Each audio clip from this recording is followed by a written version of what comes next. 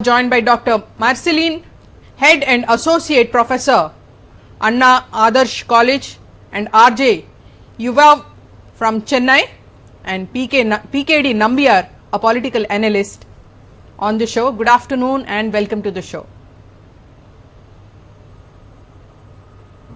Yes, firstly to you, Mr. PKD Nambiar, welcome to the show. And this is clearly a very tactical move. It is indeed talking about the woman, and especially an empowered woman like in Tamil Nadu, wherein the sizable number of the voters are women. Definitely, these are generally a typical politician's move to garner votes or to get the support. Because when you talk for a woman, you are not only just talking to addressing the woman, but in a context overall to the entire society. But the only challenge is that how many people will take Kamal Haasan so seriously when he, as a politician, he talks about the woman empowerment and talking about something he will be giving 50% of the seats to the women.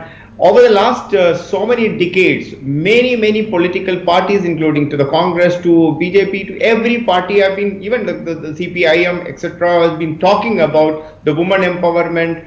But despite, like I remember that even once upon a time, Sushma Swaraj and Sonia Gandhi was just talking about that there should be an ample amount of the reservation for the women in the Lok Sabha and in the parliament, in the state legislative assemblies. But somehow it has never ever happened. So I believe that the people, as I always say, that today's politician must understand they are not addressing to the people who don't understand the reality. People do recognize what is just a fake promise, what could be a promise which may not be even really a doable one.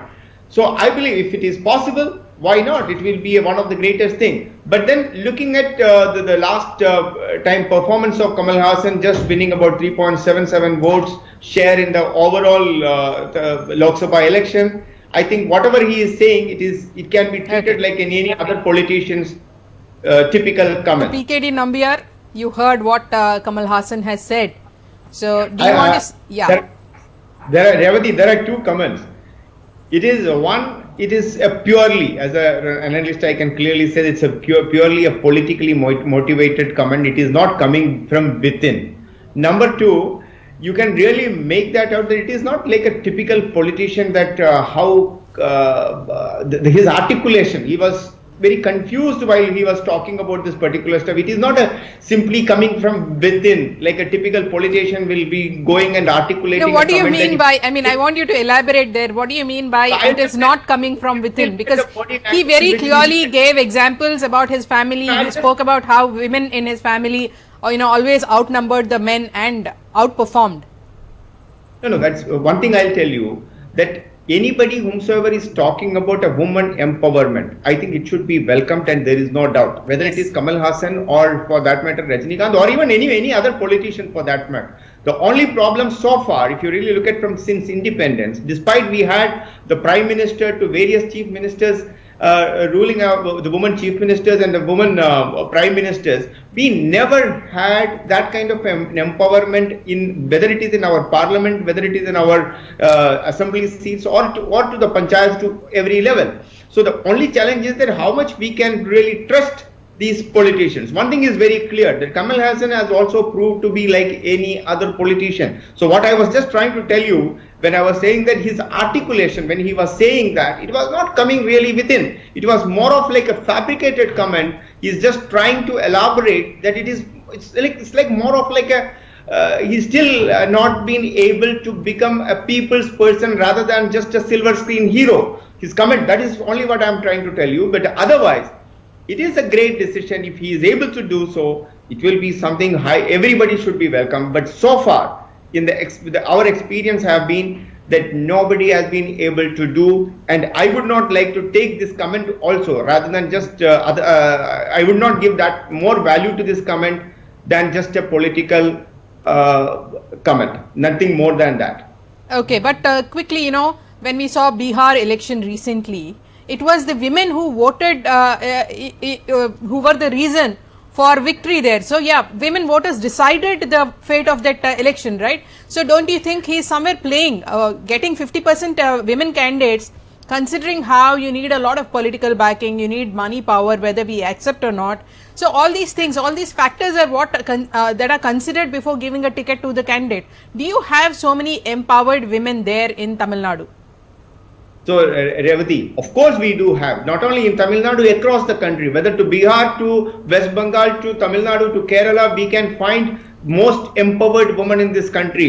They are equal to the no, men. when I mean empowered, yes, I also want to believe that women are empowered, but I'm talking from the political standpoint. I mean, let's not get ahead of ourselves and say yes, women are empowered to go fight election, but you know, this is a big election we are talking.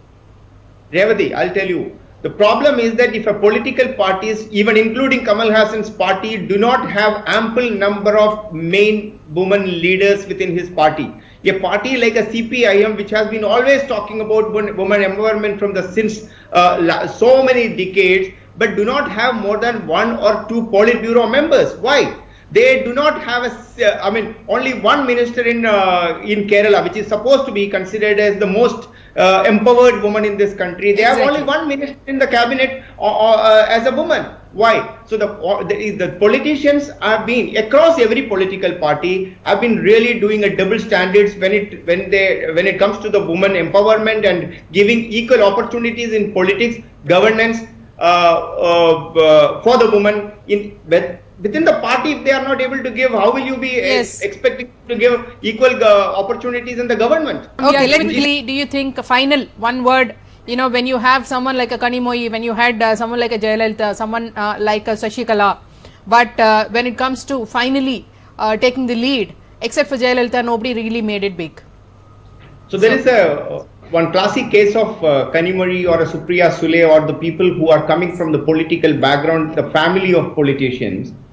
I'm not questioning their capability both in the politics or in the governance, but I have my own questions on those their capability in a different way, that they are there only because they are born in a political but same with the family. Same with the men. Nepotism works for men but not for women, is it?